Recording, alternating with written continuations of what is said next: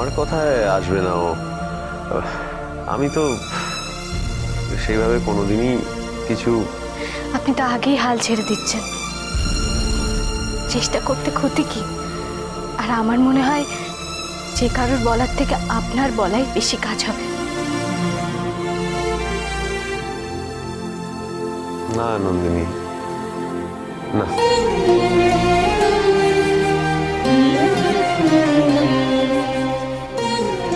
না, আমার কথায় আসবে না ও। আমি তো সেইভাবে কোনোদিনই কিছু। এই সময়টাই তোমার যাওয়াটা একদম ঠিক হলো না মেজদি ভাই, একদম ঠিক হলো না। নন্দিনী,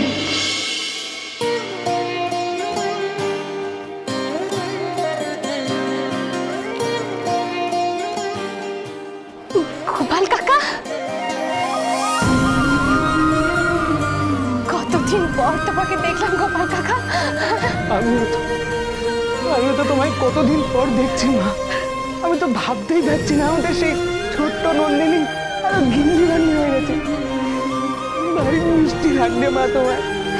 আচ্ছা, এখানে তো সবাই ব্যস্ত আছে, মা ঘরে আছে, তোমাকে মায়ের সাথে আলাপ করে দিই। এসো না, এসো। আরে তুমি এসো না। কথা আছে তোমার সাথে। এসো গোপাল, এসো। মা, মা, মা, মা, আসুন মা। কি কি আসুন না, আসুন। এই দেখুন গোপাল কাকা আমার বাবার খুব কাছের মানুষ। আমার কাকাই বলতে পারেন। ব্যবসার সবটা গোপাল কাকাই দেখতো। এতদিন পরে ভাবে দেখা হবে আমি ভাবতেই পারিনি। খুব ভালো করেছেন এসেছেন। আপনি কিন্তু এ বাড়িতে খেয়ে যাবেন। না না, আমাকে নিয়ে আপনারা এতটা ব্যস্ত হবেন না। আপনি হলেন গিয়ে আমার ছোট নাথ বউয়ের কাছের লোক, একরকম কুটুমই হলেন। আপনাকে একটু যত্ন আত্তি না করে ছাড়ি কি করে বলুন তো? ছোট নাথ বউ, তুমি ওনাকে ভেতরে নিয়ে গিয়ে বসাও, একটু জল মিষ্টি দাও আপাতত। হ্যাঁ, এসো গোপাল কাকা, এসো। নন্দিনী, নন্দিনী, আজকে আমার হাতে বেশি সময় নেই। আমি অত্যন্ত একটা গুরুত্বপূর্ণ কথা তোমাকে বলতে এসেছি এবং সেটা আমাকে বলে নিতে দাও। দেখো, তোমার বাবার নামে একটা জমি ছিল, সেটা উনি বিক্রি করতেও গিয়েছিলেন, কিন্তু ওই সই সাপুতে গেরোয় না, সেটা আর হয়ে ওঠেনি। এরকম জমির ব্যাপারে তো বাবা কখনো কিছু বলেনি আগে। বলার আর সুযোগ পেলো কোথায় বলো লোকটা? কিন্তু আমি জানতে পেরেছি নন্দিনী, তাই তাই তোমাকে বলতে এলাম। নন্দিনী, তোমার সই ছাড়া ওই জমিটা বিক্রি করা যাবে না।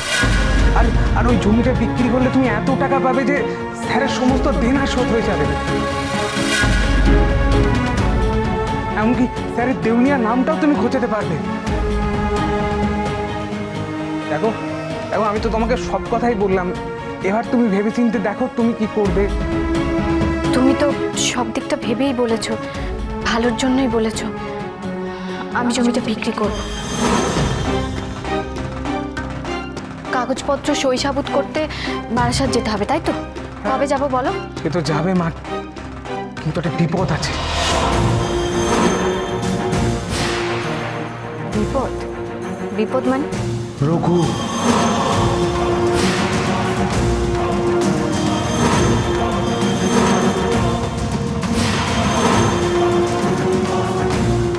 রঘু কাকা? রঘু, তুমি তো জানোই মা, রঘু কি জিনিস, কতটা খারাপ লোক। আমি আমি বারবার বলার সত্ত্বেও স্যার রঘুকে বিশ্বাস করেছিলেন। রঘু রঘু আমার স্যারের বিশ্বাসের সুযোগ নিয়ে আমার স্যারের পিঠে ছুরি মেরে স্যারকে দেউলিয়া করে দিয়েছিলেন। এই জমি বেচা কেনায় রঘু কাকা আসছে কি করে? আছে মা, আছে। ওর কাছে খবর আছে, ওই জমিটা হাতাতে চায়, কিন্তু কিন্তু ওর গেরে হচ্ছে ওটাই যে তোমার সই ছাড়াও কিছুতেই জমিটা ভাগাতে পারছে না। তাই তাই কি গোপাল কাকা? একটু সাবধানে থাকতে হবে যে মা। এমন কেন বলছেন? ওর ভয়ের কিছু আছে? দেখুন, হয়তো একটু আছে। আসলে রঘুর মতো লোক যা ইচ্ছা তাই করতে পারে। মা মা আমি তোমাদের নুন খেয়েছি মা।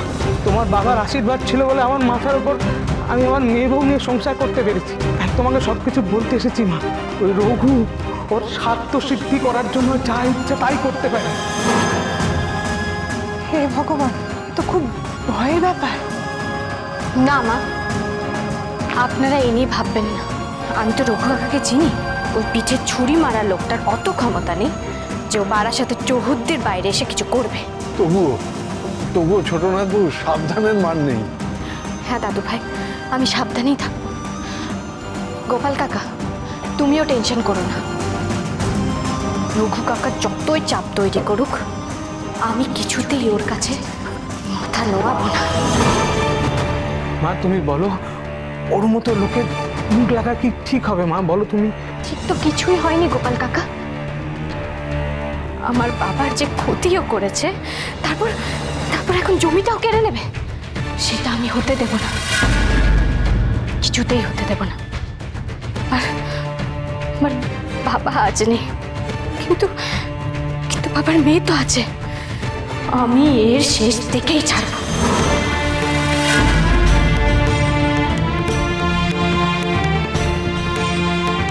তুমি এখন এসো গোপাল কাকা, একটু বসে না গেলে আমাদের খারাপ লাগবে। না মা, আজকে আর বসবো না।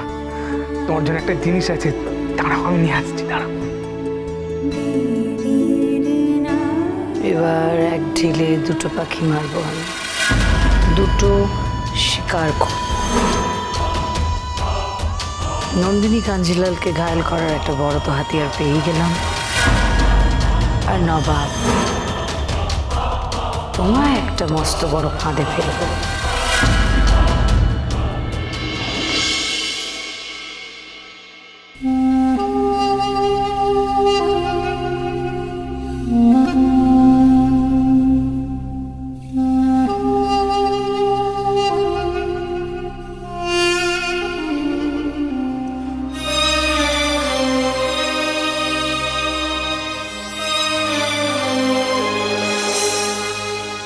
হারমোনিয়ামটা বিক্রি করে দিলে? তোমার বাবার যে হারমোনিয়াম আমাকে রাখতে দিয়েছিলে। এই ছেলেটা বসু ঠাকুর পরিবারের ছেলে রে। আরে বসু ঠাকুর পরিবার, যে পরিবার থেকে তোর জন্য আদ্যিকালের হারমোনিয়ামটা আমি আনালাম লাখ টাকা খরচা করে।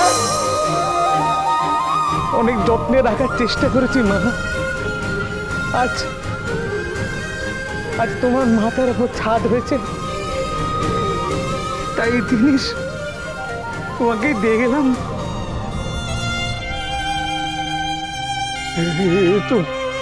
এ তো গীত বিতানের জিনিস, আমাদের জিনিস।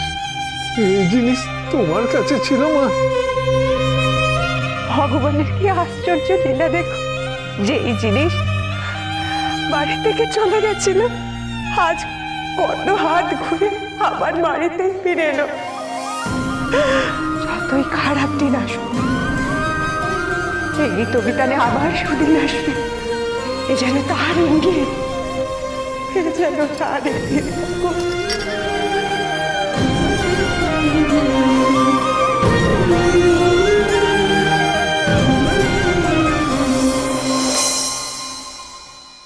কাল ওর বর মানে নবাবের ফুটবল ম্যাচ আছে। খেলার সময় নন্দিনীও মাঠেই থাকবে। ওর বরের সামনে থেকে ওকে তুলে নিতে হবে।